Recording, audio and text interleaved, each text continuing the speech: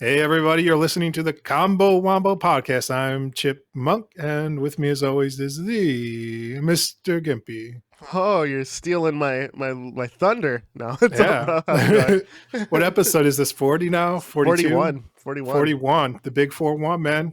I know. Finally made it. We're middle-aged in the podcast world, I believe. That's good. You I know? feel like most die in the cradle.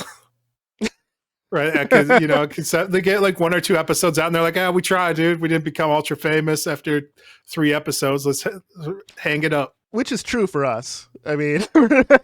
We're still not ultra famous. Yeah. I mean, it takes time, and then people go back and listen to your back catalog. Like That's true. You never know what's going to hit. Like that, I don't know. Like I was just looking at because I do like a weekly debrief, so I was doing that like right before you showed up, where I was like totaling all my numbers from across like social media platforms to see like what's happening. Sure. And like it was a really down week. I haven't had a week this bad since the first week I started posting stuff.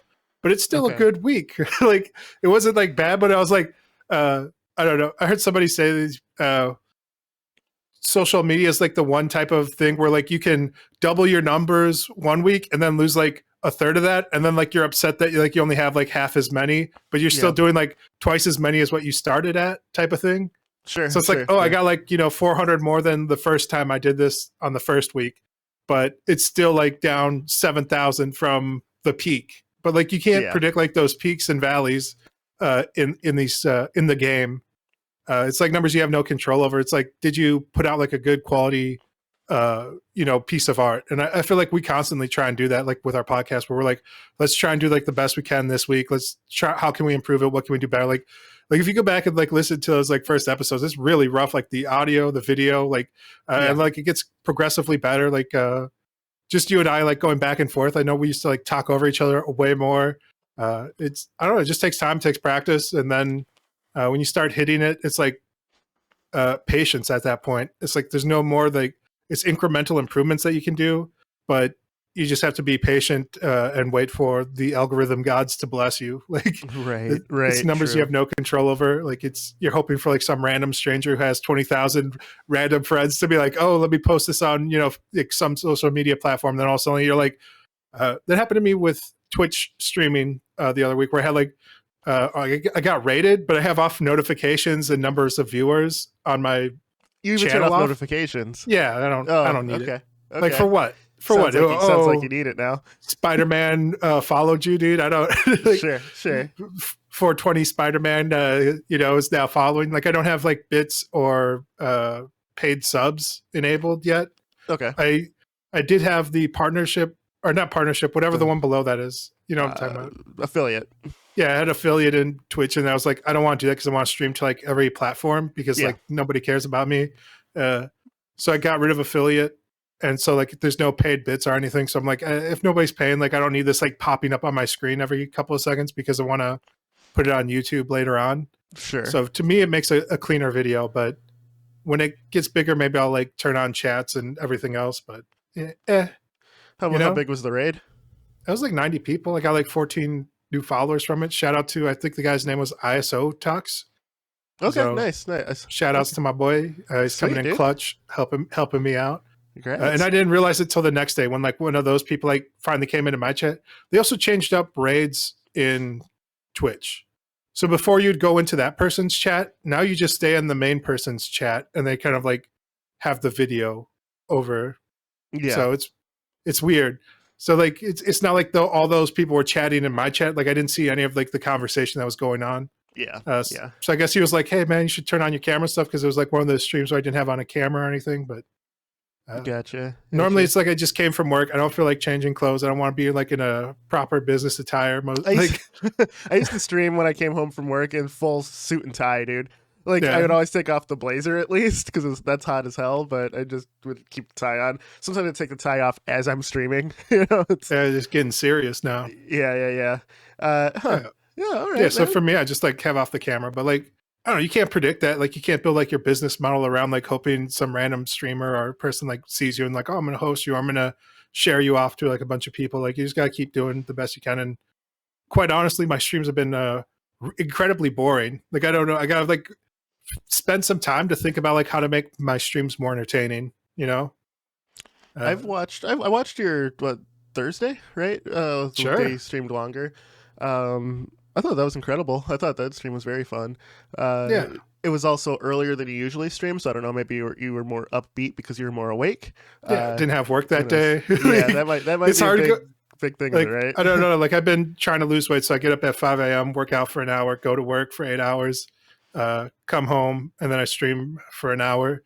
And so it's like I'm already kind of burnt out by that point where I'm just like, I'm doing this to relax and also like build videos to edit to put on YouTube because that's like where I get the majority of like people who view my content at this point. Got it. But I've been, like I said, I just gotta spend some deep think time. Like, how can I make this more entertaining? How can I break things up into segments? How can I make good transition? Like I'm kind of talented as an artist. I was like, I can make some good overlays or like transitionals or short films to like, pull in between. I kind of do the same 2 or 3 things every day where it's like I play like a free mode and then I play competitive after that. So I usually try and get like some sort of loot box and then like go into that. But sure. I don't know. It just takes time. Like that's the secret sauce. Right. It's everything. Yeah, man, that's, I think your journey is interesting because it's, I find you to be more of an introspective person in general, and you are pursuing things that are like external. They're like, it's all external, like acceptance, external modification, things like that. So it's a very interesting juxtaposition from your usual position, which I think you are navigating it incredibly well, and you going at it analytically is not what a lot of people do, and it's a very interesting talk each time. So yeah, man, like all the hope all the best for you in that world. And I definitely struggle with it, kind of like you're saying, like where like I'm like I don't like how much longer do I want to do this? Like what's the real goal of this? Like if any, like I struggle with that like every week, and I feel like that's kind of like this last week was why the numbers were down so much, is because I was thinking more like, or what's the real long-term plan for this? And like I don't really have any. Like I kept going back to like I just enjoy creating things, and then like now I'm trying to find the fun in the process more.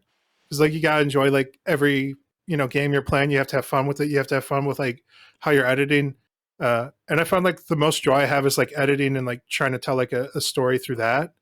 And I'm trying to find the fun in playing the actual game again. Like I don't know, like if I need to get that childlike joy of just like playing fun matches. And like I've been watching like a lot of these guys who do the unranked to grandmaster series for Overwatch. Yes. And that's like one of the things they say is like just have fun. Like you're gonna win and lose, it doesn't matter. Like are you trying to push your boundaries of what you're comfortable with playing this character, and are you learning from doing that? Like see how far you can go, and like if you can't go that far, then like bring it back a little bit and then stay there for a little bit and then keep pushing when you get comfortable and you can do that thing every time, whatever it is. But and like I think like I'm trying to get the balance of like they ask you like business questions like how can you 5x your results within like this time frame, and like I know how to do that, where it's like I just need to edit more and stream more.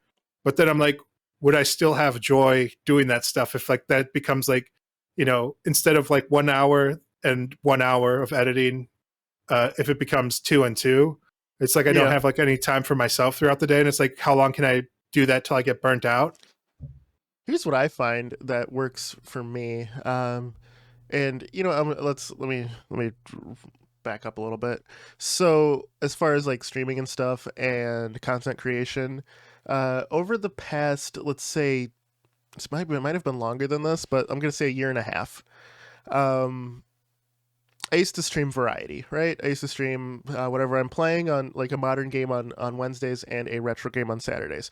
The reason why I streamed retro games is because I was truly burnt out on everything the industry was pumping out modernly. I've been in such a rut in terms of what to play that it started hampering my enjoyment of playing games in general. Playing retro games managed to re-spark my interest in gaming as a whole. So I found myself looking to the past to enjoy what I enjoyed my entire life coming up, right? Yeah. Battle it was like around the time when Battle Royale started taking over the multiplayer space, where I started losing interest in gaming in general. And it's not because Battle Royales are bad or even that I dislike Battle Royales. I do like the concept, but when everything became that, Yeah, it sapped a it lot of became like joy from me. a paradigm shift with like the industry where everyone was like, "Oh, this is the new hotness. Let's jump on it and take their lunch because people are paying lots of money Yeah, for and this." what was probably the nail in the coffin, and as I said before I started playing Valorant, shooters were my favorite genre, bar none. And when Epic was remaking Unreal Tournament for the new age, it got released in alpha, unfinished textures and things like that, but it played very well. Fortnite's Battle Royale mode came out and completely just blew up and became Epic's number one priority. And they made one more update to Unreal Tournament and then never again. Yeah, That solidified that the arena shooter was dead. The classic deathmatch experience was dead, for now. and I had no place. Right Yeah, there, man. Man with no country. yeah, which is a very weird thing to experience in an entertainment medium, right? But Yeah, to you have to look at where gaming has taken me personally, right? I didn't just play casually. I played some games in a very high tournament level, and then so I started gravitating more towards fighting games again, which was great. But streaming just fighters, once I hit a certain rank, if I'm burnt out on that game, I found that people expect you to perform a certain level, and if I'm burnt out on it, I stop playing it more and more. You don't yeah, keep that level of skill, so you jump in, you're already a high rank, you just get slaughtered.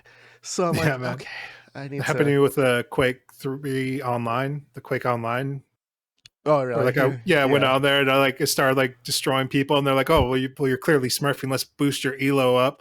But yeah, then you start playing against people who never stop playing Quake, and you're like, "I'm getting destroyed now. This is yeah, not fun." yeah. So I shifted again to retro doing co-op games, and then I did like a retro tournament and stuff, which was very fun. But before I decided to switch to just purely Valorant for a new game to learn, the reason I chose Valorant is because it was like Counter Strike, is a game I loved. Right? People Yeah, always ask me, "Why don't you just play Counter Strike if you already love it?" That's exactly why I don't play it, because I know what I'm getting into. I wanted a new yeah, experience, and I'm chasing the dragon, it's so to speak, chase it. and finding that childhood joy. That there's a certain feeling that I think any gamer or fan of media will know when you truly love a game and you love your experience. You feel it in like your gut, you feel it like in your chest, and you feel it in your face because you can't stop smiling, right? Yeah, There's nothing like that right now, and the reason why I keep talking on this pod about Halo Infinite is because that feeling came back when I was streaming that beta. I saw that, Like, man. Like you wouldn't stop. Like that's all you did when we're all yeah, landing. You're like, "All yeah, right, let me." man, I had that feeling last with Paladins, which is really, basic. wow, Yeah, yeah, it was based, because it was so well balanced mm, originally. Like it came out, there's only like 5 or 6 heroes, yeah, and I played it. I really enjoyed it, but nobody else played it. yeah, Uh, and so like I was like having fun with it. I was playing it for a lot, and like none of the friends were playing it, and they're all still like playing battle royale. I think like Fortnite or something at the time. yep, Then they tried Realm Royale, which was like another game by like that same studio, yeah, yeah, high and like res, we yeah high res, and like we did that for like the weekend. It was free, and it was pretty fun, but they made some core changes to that game where like nobody enjoyed it after that, and we're like, all right, well, on to the next thing. yeah, And everyone kind of settled on Apex, and I don't know, I played some Apex with the boys yesterday, and like I had fun with my friends playing it, but like I mean we won a game out of like the 5 we played, yeah, but you still got to go like so try hard. Like you said, like you have to be so aware, so on point. Like it's not a relaxing experience. Like even like when you're with your friends, like joking around and stuff, it's like people go 0 to 100 real quick. Like I was doing that like in Overwatch, where like Overwatch, I'm trying to kind of recapture that Paladins feeling where I'm like, I want to, but the game's just so not balanced. Like it's like I was watching like those Grandmaster series, and like basically the way to carry is to drop like a 45 kill game every game. Like you have to be like so on, like thinking about like so much stuff all the time. And it's like I get it, like this mechanically being skilled, and like you can separate yourself. And like I was practicing some things I learned from that today, like before the stream started, sure, and it works. Like I was like even the character I was playing, I don't normally play. I have bad mechanics with. I was just doing like those basic strategies that they teach you in these series, and I was like, oh, I'm winning. Like this is crazy. Like you just take the weird angles, wait for your abilities to recharge, and win. It's crazy. Like even if I'm not hitting every shot or doing everything right, if I keep doing the right stuff enough, like you're gonna win. But like I don't know, just winning's not fun, and just hard carrying's not fun for me. I enjoy like a really good skilled balanced game where like everybody can be viable in a team based game. But like it's incredibly hard to do. Like you have to have a limited roster of characters with abilities when you're doing. Would you go back to Team Fortress, or have you ever gotten into that game in any state? Never even played Team Fortress. I never liked that. I was always into Counter-Strike at the time. Okay. Team Fortress felt like a little kid's game. I would say even Team Fortress Classic. Yeah, they both like they're just like it was cartoony characters and stuff, and I was like, this is for children. And I kind of feel that same way about Overwatch, but like I don't know, I think I'm more mature now, where I'm like, all right, I could probably enjoy this. So when Team Fortress 2 first launched, that's actually one of the games that caused me to get back into PC gaming, because I was pretty much strictly console for a while, just because of space, right? I lived at my parents' house like way back Orange then. Box. And Orange Box came out, right? And I bought it for the Xbox 360, played it, and I'm like, this game is amazing, but like it's hampered. Like I remember playing TF Classic on PC, right? And I'm like, it was so much better on PC. So I convinced the buddy. I was like, let's just get PC. So I bought a laptop.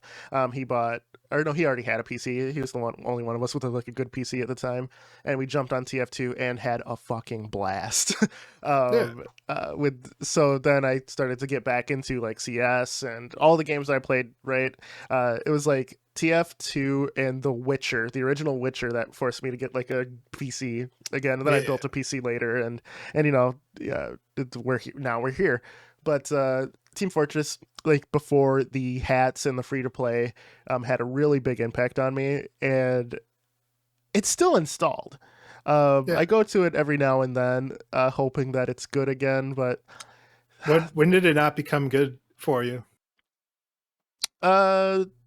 RNG weapons, more focus on cosmetics, and that's why you don't like battle royales either, man. It's like the same. And the fact that they gave more time and energy to update Counter-Strike and Dota versus TF2. Like they went like 4 years without a major update. Then released the Manco update, and then which was like the Horde mode, which is pretty fun, honestly. And then they released the competitive queue update, which really didn't work as promised.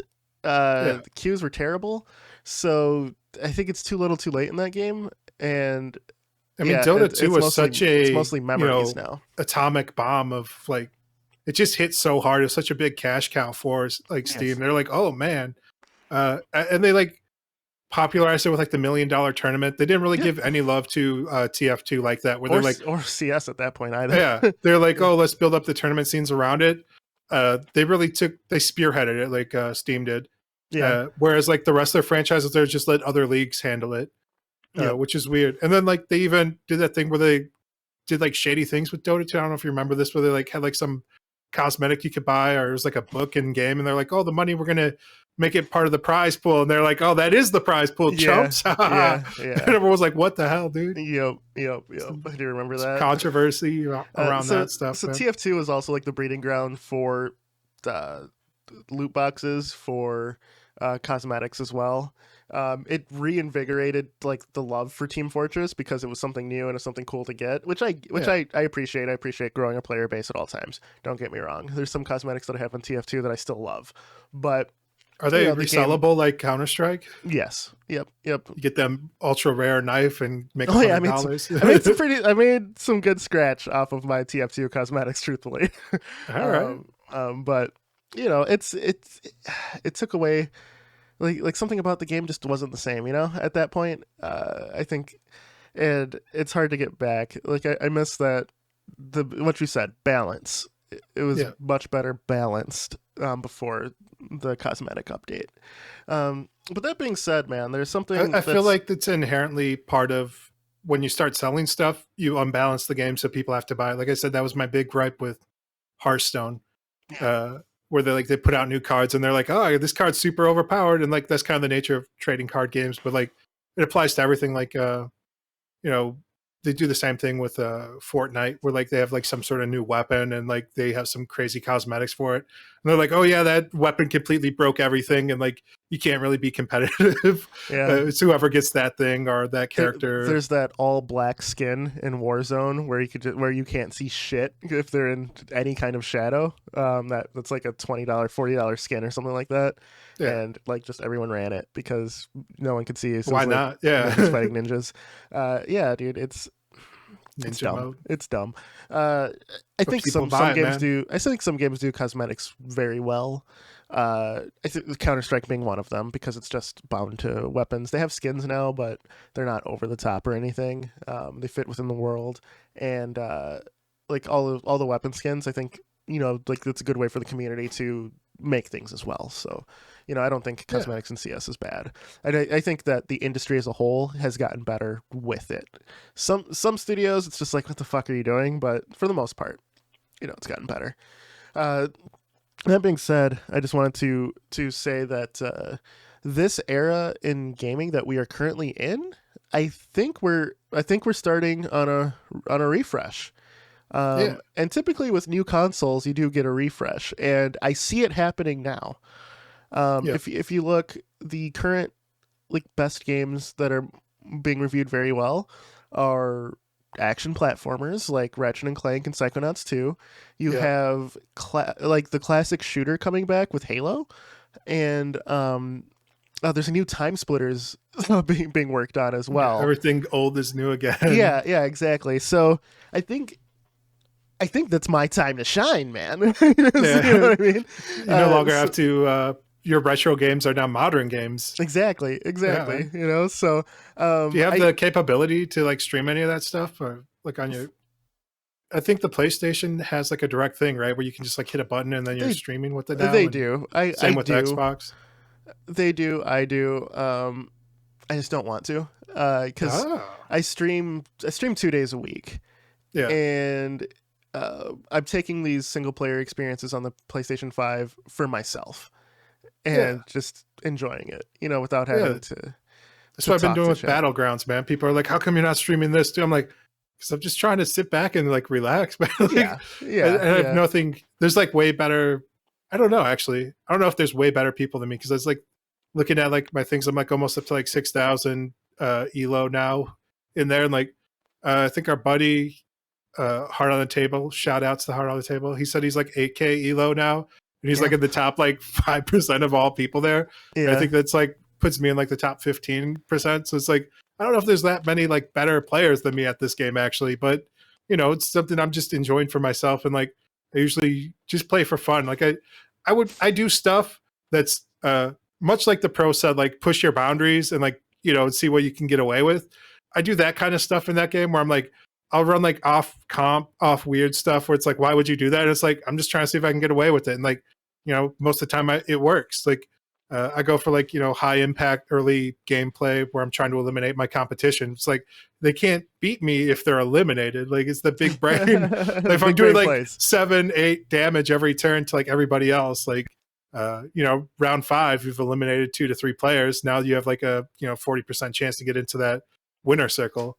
Yep. And then if you get like your comp off on like, level 4 or 5, like you're going to go all the way, hopefully, but not every time. Like it's a lot of RNG in that game, but yeah. I'm playing for myself though. Like you said, man, like it would probably be interesting for a lot of people to watch stream. Like, how would you keep getting away with this or whatever? But like, I don't want to talk about it. I like to lay back in my chair and I just sit here and I'm just enjoying it, Yeah. And there's a lot of these games that are like Psychonauts 2, Ratchet and Clank, the story itself, I'm just engrossed in it and enjoying it for what it is, right? Yeah. A lot of times chat's going off, even if they're constructive or whatever. Some people who join late are like, hey, what's happening so far? You got to re-explain it. Sometimes I just want to, just go for it. Yeah. It's not saying that I will never do it. I know that one of our mutual buddies was like, hey, you should stream the Demon Souls playthrough. I'm like, yeah, beat it like in August, like on PS3, but I could definitely do it again. It's the a way fun I game, did that when I was streaming, I literally had a PowerPoint of like what I was trying to accomplish, and like that's when I like had like a lot of people watching me. Like I was averaging, 15 to 30 people. Yes. I'd have a PowerPoint, and like every like half hour to an hour, I would just stop and like walk through the PowerPoint. And I'm like, all right, let's lay out what we're doing again, and I would just like go, slide to slide of, and I'd have it nice animated and everything else, and like, uh, you know, it's like one of those little things, like you said, like, oh, I hate like explaining it over and over again, but like.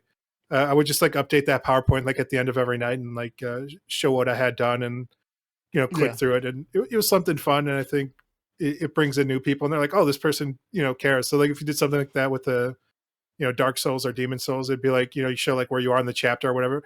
Almost make it like a 2D progression map of like the game. Yeah. Let's see, with those games though, you attract a certain audience who only watches that content. So if I do like variety again, it's like I play a different game. I don't have those people anymore. So I'm as far as streaming goes, I'm looking for more sticky people, and since I'm focused on a genre now of FPSs, I hope I get those sticky people. So we'll see how it goes. But that's the thought. I don't know. Sometimes you get like people who go try hard and they give you actually like really good tips. Like one was for me to start playing like Zarya, like an off tank. Because I normally play Reinhardt, and they're like, oh, you should try this character because you'll better understand the character that you want to play.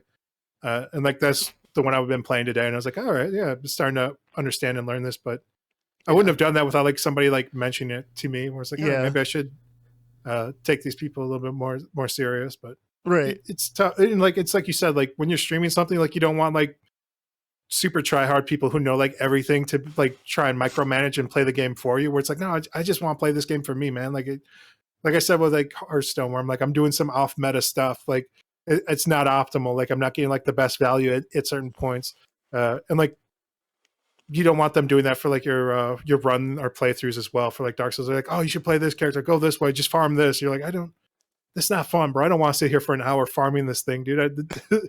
Exactly. I'm trying to play the game, not have you play it for me. Yeah. And it's like it's a tightrope, right? That's like the weird parasocial relationship with streaming and stuff. But it's tough. It's slim pickings right now. Like you said, it's the refresh. There's not like a lot of great games. I was looking forward to Overwatch 2. They pushed that back. Yep. All the other games I think that we were kind of looking forward to got pushed back a bit. And I don't know, man. We're looking at like remasters, like dropping. Yeah, dude. Are they going to do like another? What is it? The Skyrim? Are they doing another Skyrim drop? Of course they are, dude. There's like all the mods. Like, there's another Skyrim drop. I don't know if it already happened, but yeah, there's a new one of that. There's the remastered Pokemon game. That I guess the only thing they're introducing is online play at this point. Because it's the same game with remastered graphics. It's such a weird time.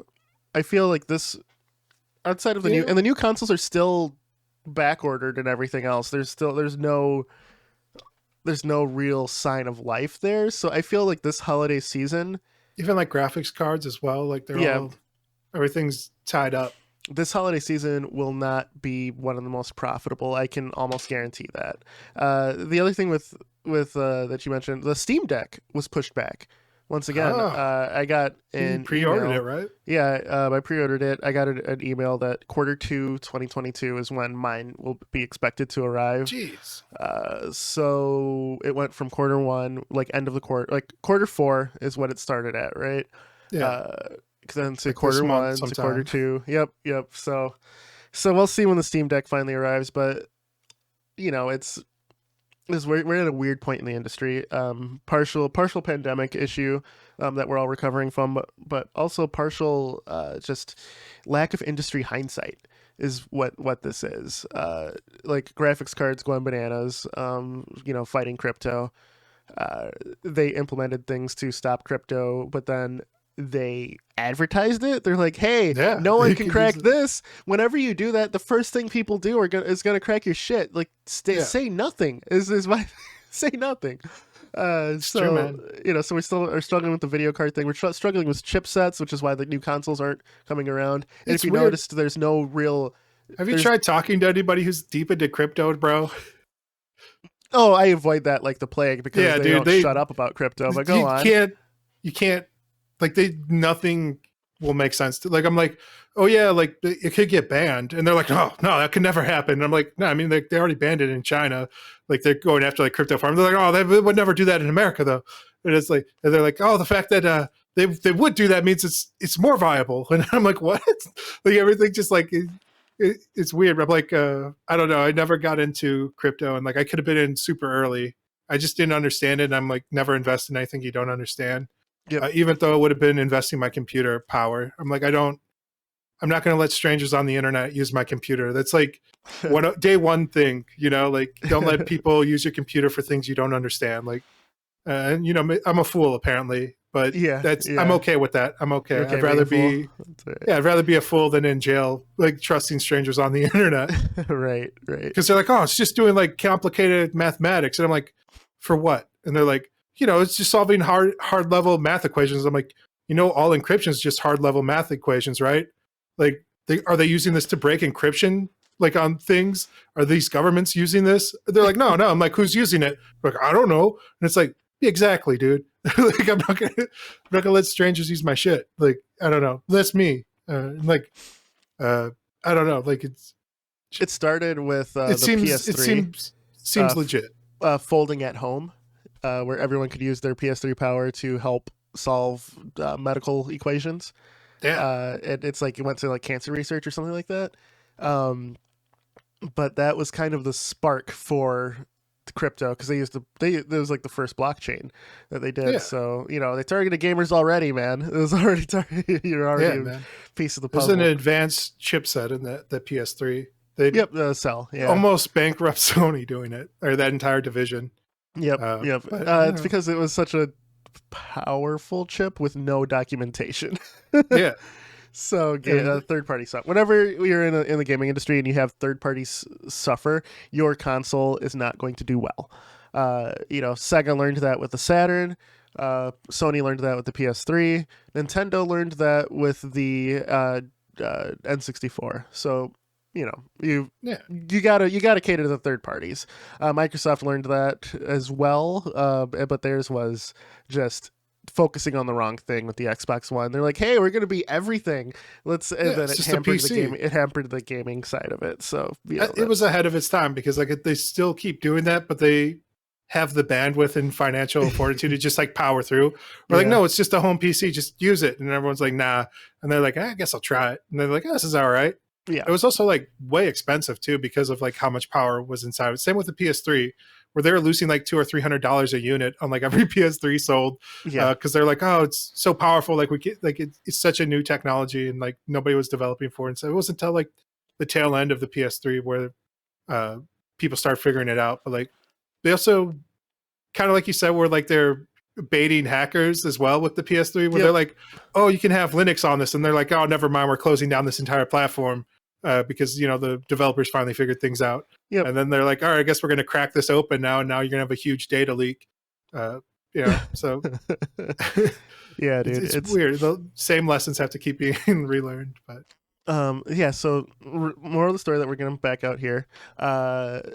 Don't bait hackers because you're gonna have a bad time. That's probably the number one. And going back to kind of what's old is new again. There's a new Quake under development as well at id. Quake Champions was an utter failure. It seems like they are abandoning it with the Quake remastered game coming out. I'd rather them try like. Do they still own Wolfenstein? Yes.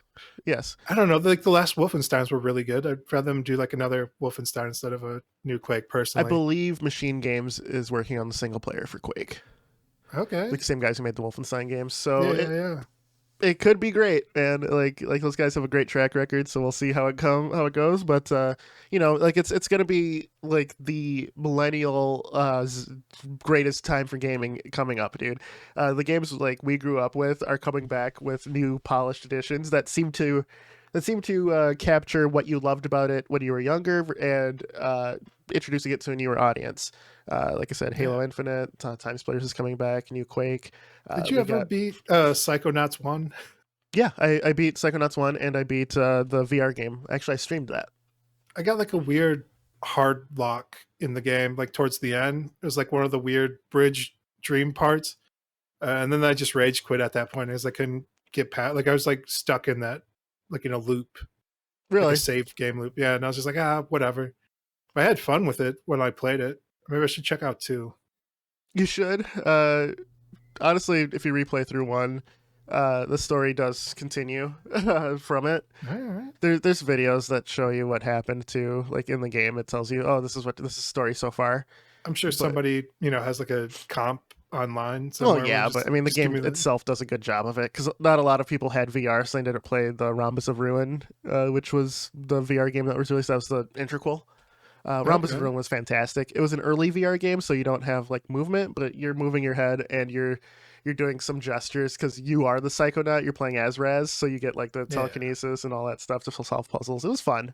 It was very fun. And the big thing with Double Fine is their art style, their story presentation, their comedy, their sense of humor, and it's very much a love letter to not only Double Fine and Psychonauts fans, but uh, like gaming fans of that era. There's a lot in that game that is like a nice callback, but without hitting you over the head of it. So I Decent. think you'll find a very good time of it. I think that as far as platformer of the year, Psychonauts 2 and Ratchet and Clank are going to be battling it out. I think. Xbox Game All Studios right. has done a fucking phenomenal job this year. All of the It first felt. party games have been fantastic. I think they panicked because they lost like the last kind of standoff in the console war with like the bad messaging, like the constantly changing like what was going to be available in the new Xbox. So this time around, they're like, all right, we're going to hit hard and hit fast, and we're going to just start buying up developers, and we're going to really focus in on like these verticals. And they've done a great job of that, and they also seem to do a good job of giving their partners space. Like Double Fine, they've only had like good things to say about like the Microsoft partnership, where they're like, yeah, they still let us do our own thing. It's not like uh, they kind of have a directive, and they look at their catalog and they're like, okay, we need this type of game. Who do we have that can make it? And then they pitch it. And then they'll get like 4 or 5 different studios, and they're like, "Hey, pitch us. This is what we're looking for." They have more of like a big blockbuster movie studio way of doing business now, where that's like how your Netflix, that's how like your Amazon Video, they do it. They look for writers to give them synopsises.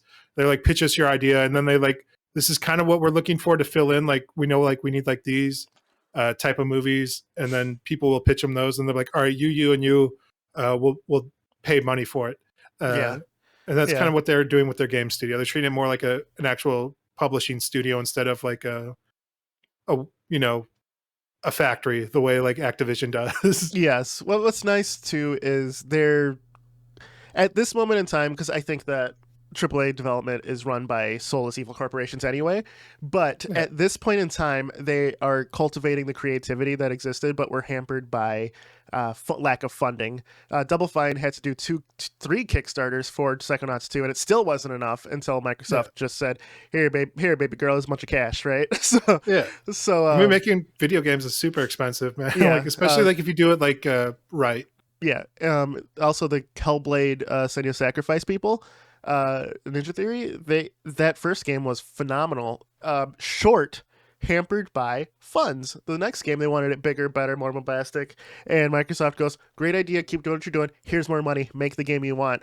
Because they want to build the Xbox brand, and Yeah, they're seeing that these games that are really good that just needed a little extra zhuzh, just in terms of yeah, funds. So they're just throwing it at it. So I think the next 3 years of first party games coming out of both camps really are going to possibly be some of the best games of all time.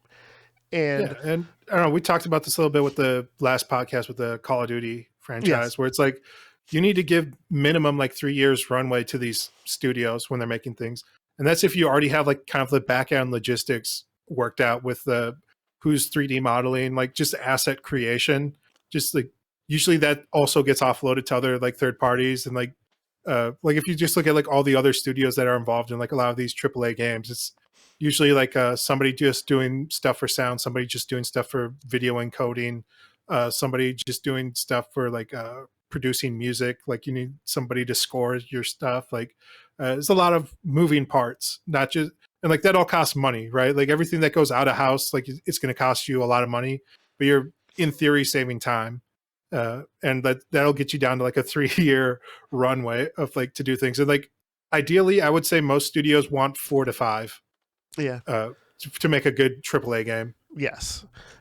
So so the Forza Horizon 5, I think you owe it to yourself to try it. It is reviewing incredibly well. I just installed it this morning. I played some of the last one. Yeah. This one is considered a masterpiece. It's considered the greatest racing, like driving game of all time, from a lot of publications. Gran Turismo 3. Yeah.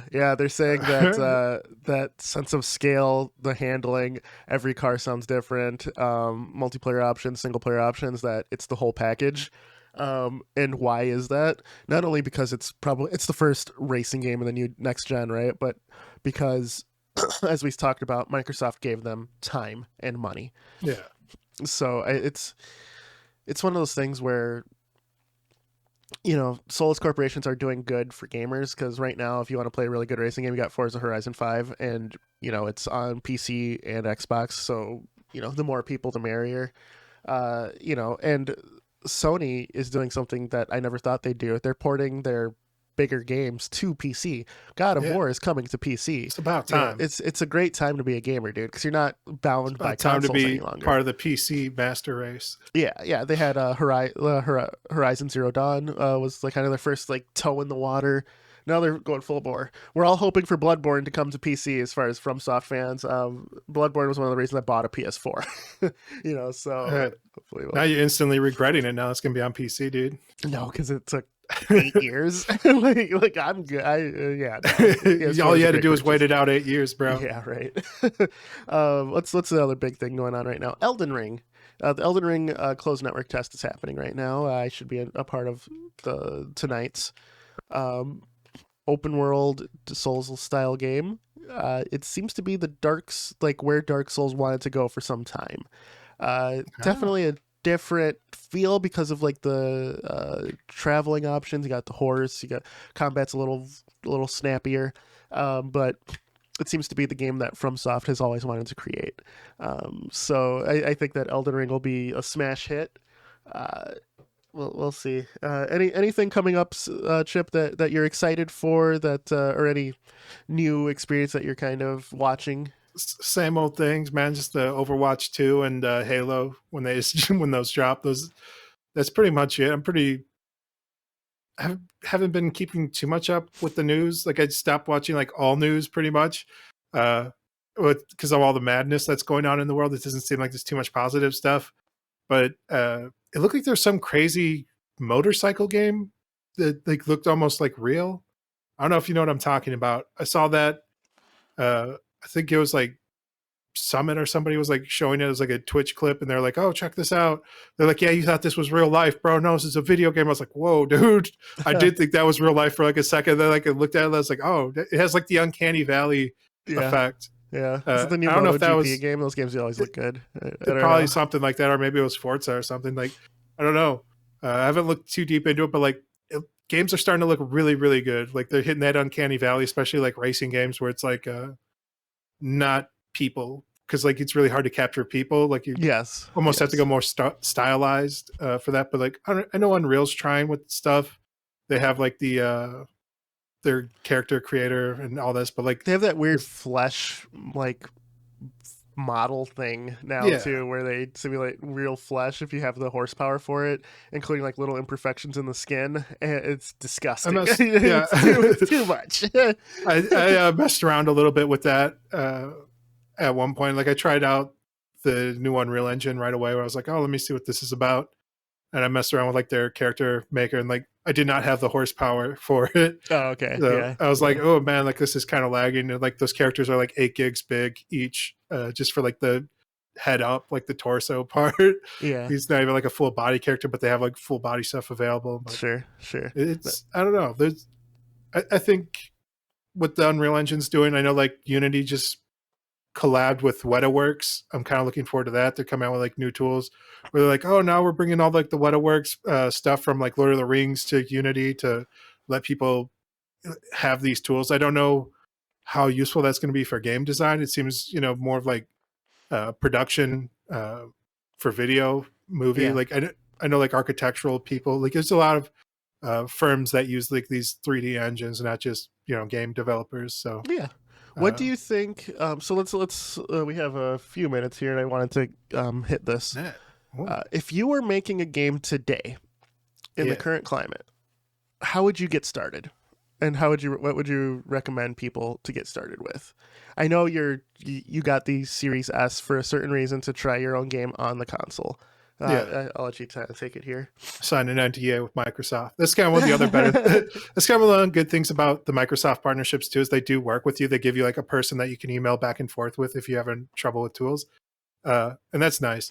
Today, I would probably say Godat, that little robot, that open source one. You know Oh, what I'm talking Godot. about? Yeah, yeah, Yeah. I think that's probably the way to go. They added like a visual scripting part to it. It's a really good community, a lot of stuff. If I wasn't, I'd say either start there or start with Construct 2 still. Maybe you could try Construct 3 because that's all web based and it's like free and like you can see some tutorials.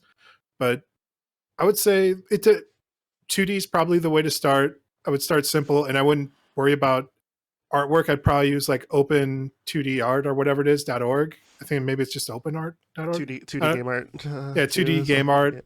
Yeah. Whatever it is, you Google it. Use the search engine of your choice, your Bings, whatever. But yeah, I would say 2D. I would start just simple, run through some basic stuff like the old school games.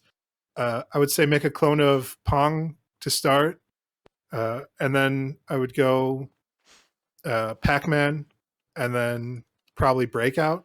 So like in Pong, you're going to learn about like just simple adding, subtracting, some physics. Your Pac-Man, you're going to learn some basic AI and pathing. In your Breakout, you're going to learn about like variables and arrays for like different items that drop from like what you break out. Yes. And then I would say like much like everything else, just push a little bit past what you're comfortable with to try and like figure out like the engines a bit more. Like add something to the game that's like unique and interesting, and just experiment around. What about you, man? Like what do you think? I would say the four biggest ones right now: Godot, which you mentioned, Unity, Game Maker Studio, and Unreal. Those four. Pick one. I don't think you have to start with 2D. I think if you are, there's enough tutorials on 3D that you can jump in if you are of sound mind. Personally, I think a lot of the first games you said kind of hit the nail on the head for what to make. I would make your final project be an action platformer, because you'll learn more about AI pathing. You'll learn about the different types of collisions. Depending on what type of platformer you're making. Physics is also a thing. Gravity is a thing. Game speed. And then you get a lot of feel for the game, which is something that you can't talk about it on paper. Game feel is something you legitimately, it's an intrinsic thing within the human brain that that making a game you work on. So I would say do an action platformer as well. It's going to tie all three of those earlier things together and then add onto it. Yes. As far as engines, like I said, I think any of the four big ones you'll be fine. I think Construct 2, the reason why I moved away from it was because of modern day limitations. If you are looking to play or make games that have it playable on modern consoles, you'll probably have the hardest time getting them going from Construct 2, which is why I probably use 3, because 3 has the same functionality. It's browser based. It was rough at the start of it, which is one of the reasons why I switched. But it seems to. They also switched to like a subscription model instead of like a single pay, which is like if you're gonna do that, rather like do Game Maker where you just pay once, or Game Maker has a subscription model now too. Dang, man, everything does. You'll own nothing and be happy. Yep. Which is why I'm sticking with. I grandfathered into the last one for nice Game Maker, so we're there. But yeah, man, it's tough because every single game development platform outside of Godot has a subscription model. So you're gonna pay. Like eventually, I you're think gonna like pay. Unity and Unreal are kind of free up until you start making money with it. Then you have to do Then you're gonna royalties. pay. Yeah, Yeah. but Eventually. I So mean I that's like but those champagne problems though. It's like, oh, you did 4 million in sales. right, Like right, you right. have to Give us pay like a 20K. licensing fee. Right, Yeah, right. For sure. So I still think that we are in the era where anyone can make their game and anyone can make their dream possible. I think that studios and the powers that be have figured out how to monetize it a little better than they did in the past. So, there's a barrier, but I still think that with wonderful communities in the game development department, um, anyone can make a game right now.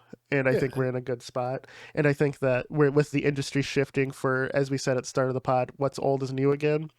That games that you grew up with making, you have an audience for.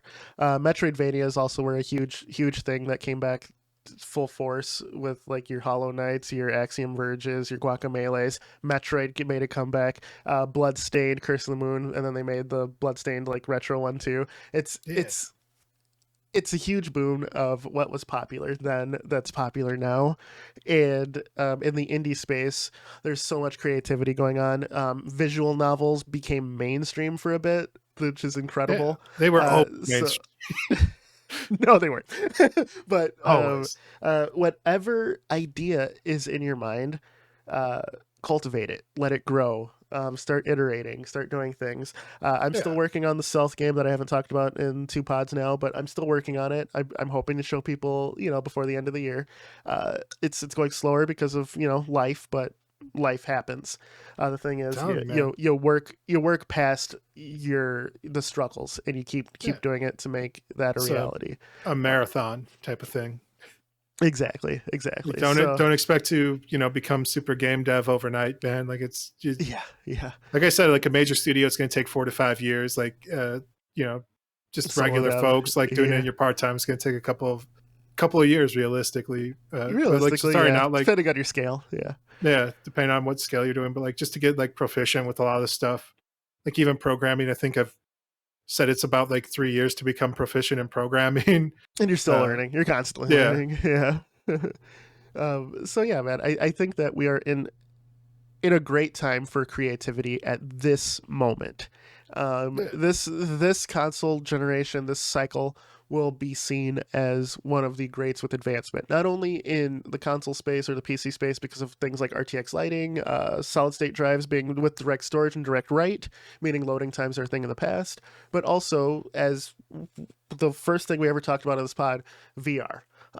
It's yeah. getting better by the day, man. I And saw somebody have contact lenses now for it, dude. really, I haven't seen that. That's insane. It's like overlay stuff, but Okay, so it's it's a like thing. altered reality stuff. So Yeah, okay, augmented type of yeah, yeah, yeah, yeah, yeah. yeah. That's sick. That's So amazing. there's a consumer grade contact lens. I don't know how good it is. I don't know if you're going to go blind from it, But it doesn't but matter. it's It's there, yeah, right? it's there. Somebody's trying it. We're living Minority Report in real life, dude. Yeah, Like, they're that's pushing the amazing. envelope. Yeah. So Yeah, so that we live in a time, man, where all sectors of gaming are just it's a new age of discovery. We had it in the 70s and 80s with Atari to Nintendo, right? We had it in the 90s from 16-bit to 32-bit and disc-based media with 3D. We had it, from the 90s to the early aughts with 128-bit graphics and the advent of multiplayer being the norm. We had it, with the early 2000s to the 2010s with infrastructure was the big thing. yeah. Supporting all these multiplayer games. You remember how laggy as shit everything used Oh to man, be? I was thinking Like, about this after we finished our last pod when I was talking about Call of Duty and why nobody played it. yeah, I thought about it afterwards because I was like, I do remember us playing the game to warm up for Counter Strike. And then like I was like, oh yeah, they didn't have matchmaking or lobbies. Like you had to go nothing in and did. find a server. Yeah, nothing did. Yeah, yeah, I yeah. was like, that was this major problem. But Yeah, I yeah, man, think the Xbox infrastructure. Live was the first thing to introduce like matchmaking like that. Yeah, It's huge. It's everywhere. So yeah, if you really look back and see all of these advancements, we are in another age of advancement. I see it, and I've now lived long enough, and I love the industry enough to really have my eyes out looking for it. And we are in another age of advancement, man. And I'm excited to see where it goes. I'm excited we're talking about it. yeah, Um, man. and I'm Wombo excited. coin. Wombo coin, hell yeah. The Wombo NFT, per episode. But it's going to be incredible. We're all on the ground floor. Should be great. So to wrap up, I just want to say that if whether you're a creator, whether you're a connoisseur, it's, gaming is in a very good spot right now. Yeah. Some people are more pessimistic, saying everything that comes out is shit. Will disagree with me, but if you really step back and look, there has been genre and industry defining games that have come out every year for the past like 10 years. Yeah. Whether it may be in terms of storytelling, open world design, anything, games have been incredible. I'd also like almost be like a jerk about and be like, well, then do something about it. If you think all the games coming out are bad, then just make your own. Like make something you have. Like there's only opportunity. There's just free space and opportunity, man. Just take your shot. Like you're talking a big game for like I don't know. It's easy to tear down. It's a lot harder to build up. And like you said, man, there's only opportunity space coming forward and like open to all possibilities. And I would encourage people like just give it a shot. Because if anything, you'd have a greater appreciation for like things that fail. You'd be like, oh man, a lot of people wasted a lot of like 4 years of their life trying to make this thing happen, and like it just didn't come together there. But yeah. So are there? Well, we're kind of at our wind down stage. So I'll ask you one question, man. Are you excited for anything coming up in any space? Like outside of Overwatch 2, outside of that, it's just like industry wide.